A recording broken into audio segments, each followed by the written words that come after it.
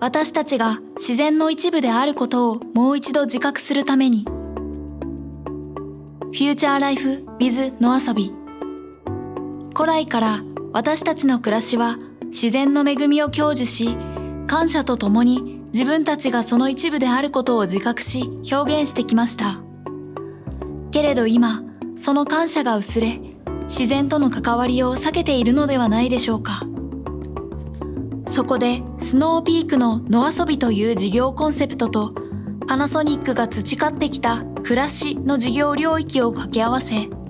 自然と人の関係をテクノロジーによってアップデートし、自然から学び、つなぎ直すリコネクティングサイクルを生み出すためのツールを考案し、様々な文化、多様な価値観の集まるニューヨーク、スノーピークブルックリンで活動の成果を発表しました。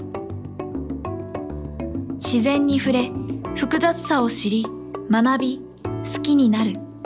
それらを疑似的に体験できる11のプロトタイプを展示しました。Utilizing like new technology too as a way to provide that is, I think, like the way of the future in terms of like creating more of a mutual like relationship of living with like self and like your environments. 使えば使うほどなんか第二のなんかそういう感覚的なものが芽生えてくんじゃないかみたいな。And I think some of them for kids too, like some of the musical ones, you could really imagine them having fun and learning about that without even realizing it. 環境のことってその一部署とか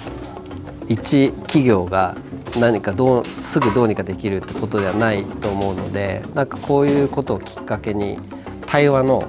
輪を広げたいっていうのはありますね。もしかしたら全くまた別の業種の人たちを巻き込んでどういう意識を作れるかっていう話が始められる可能性あると思いますし、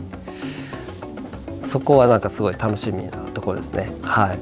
自然に触れて自分たちが自然の一部だということを改めて感じることが地球に優しい持続可能な未来を作っていくと、そんなきっかけにこのプロジェクトがなればいいなと考えています。